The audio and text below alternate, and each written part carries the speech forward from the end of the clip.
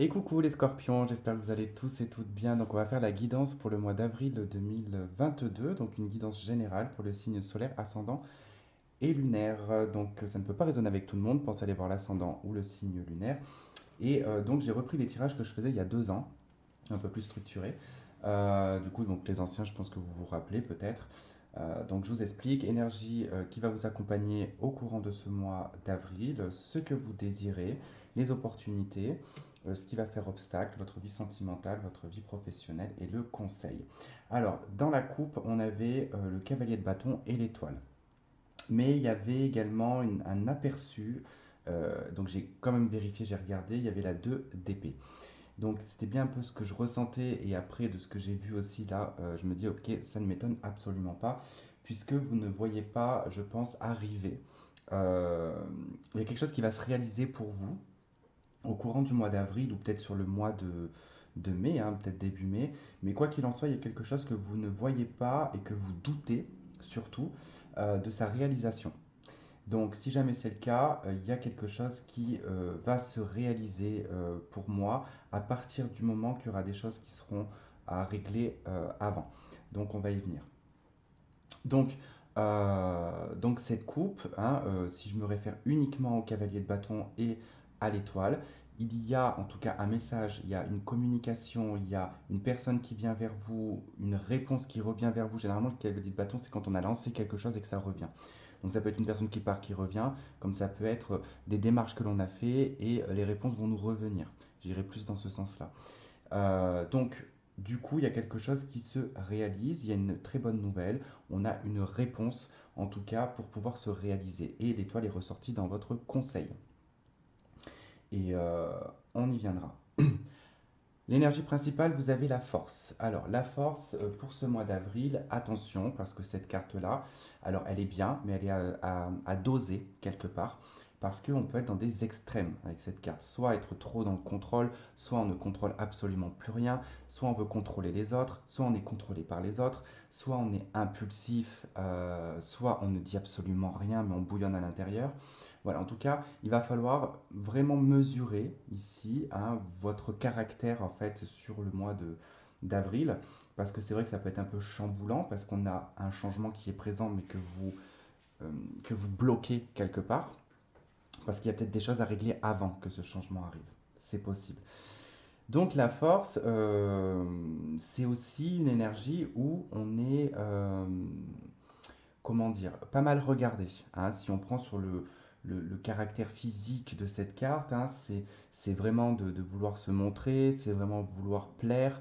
Euh, on veut être vu comme quelqu'un d'indépendant, comme quelqu'un de responsable, qui gère absolument bien les choses.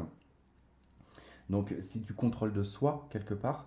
Donc c'est pour ça que je vous dis, n'essayez pas trop d'être dans les extrêmes parce qu'on peut s'y perdre avec cette carte. Hein. C'est vraiment le conseil qu'elle vous donne, c'est voilà, c'est une bonne énergie, mais il ne faut pas être dans les extrêmes parce que voilà, ça peut vous desservir vraiment. En d'autres decks, hein, vous avez le pendu hein, et la roue de fortune, d'accord?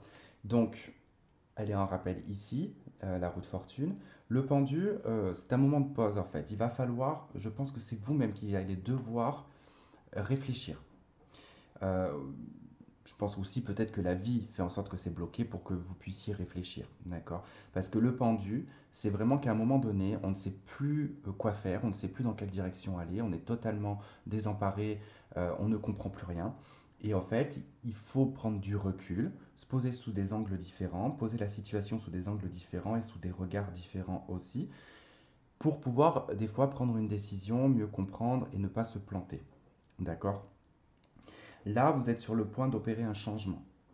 Mais avant d'opérer ce changement, comme je vous disais, il y a des choses qui vont devoir être réglées. Certainement, le fait que vous vous mettiez en mode pendu parce que ce n'est pas encore le bon moment. On est sur le point d'y arriver, mais ce n'est pas encore le bon moment. Pourquoi? Pourquoi? Parce que dans vos désirs, vous avez la 10 de bâton et vous avez la force qui est ressortie. Donc elle refait de nouveau écho. C'est-à-dire que là, on peut être en colère, on peut être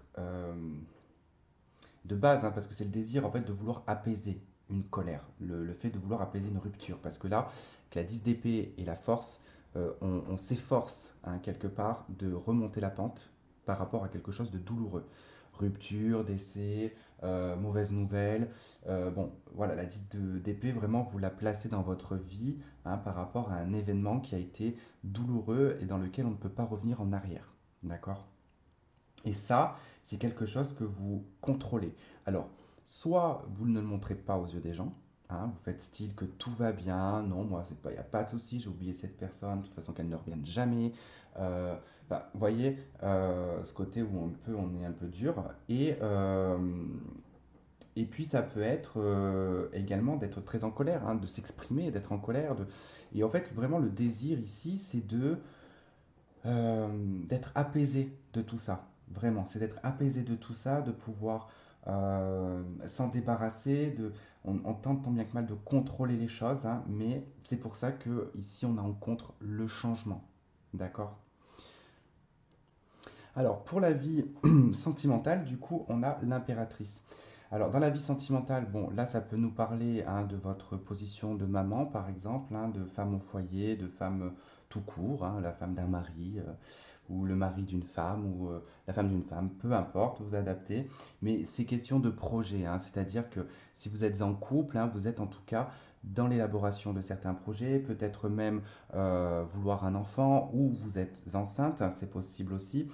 On veut développer la relation, on veut l'amener à un autre niveau, hein, on veut accoucher en tout cas de pas mal de choses de cette relation. Si vous êtes par exemple célibataire, bon là il va être question quand même avec l'impératrice de prendre du recul et comment dire, d'observer. Hein. Vous allez profiter de vous, vous allez vous rendre belle, vous allez vous rendre beau, vous allez profiter peut-être de votre argent, de votre temps libre, peu importe. On pense beaucoup à soi avec l'impératrice, on pense beaucoup euh, à, on pense à soi pas dans le sens égoïste, hein. On pense à soi, on pense comment dire, j'arrive pas à trouver le mot, à prendre soin de soi, voilà, tout simplement. Avec l'impératrice, on prend soin de soi. Et il se peut, bon, également que vous ayez rencontré quelqu'un, mais pour l'instant, voilà, on n'en est qu'au début de la relation, on prend le temps, on essaye de voir où est-ce que ça pourrait, où est-ce que cette relation pourrait mener. En face, ici dans la vie professionnelle, on a le roi de bâton, donc j'ai pas l'impression qu'il y ait un souci particulier au niveau professionnel. Ici, on peut me parler de personnes qui sont à leur compte, qui ont une entreprise, qui sont peut-être managers aussi. En tout cas, c'est une carte de leadership, le roi de bâton, où on dirige. En tout cas, on maîtrise assez bien, je dirais, son domaine professionnel. On est passionné. Il peut y avoir un poste à responsabilité pour certains. Qu'est-ce que je pourrais vous dire d'autre Il n'y a pas grand-chose à dire avec le roi de bâton, hein. J'ai envie de vous dire, voilà, ça se passe bien quand il n'y a pas d'éléments, on va dire, négatifs à donner. Bon, bah là, en l'occurrence, il n'y en a pas. De toute façon, je ne développe pas plus avec des cartes parce que sinon, on s'en sort pas pour faire tous les signes. Après, vous savez très bien que je finis qu'il y en a deux que j'ai pas fait ou trois. Donc, je préfère faire simple, comme ça, tout le monde a ses tirages. Pour le conseil, ici l'étoile et la carte des amoureux, pour moi, euh, par rapport à tout ce tirage, par rapport à justement cette attente, ce côté de je regarde différemment avant d'opérer un certain changement, parce qu'il y a des décisions à prendre.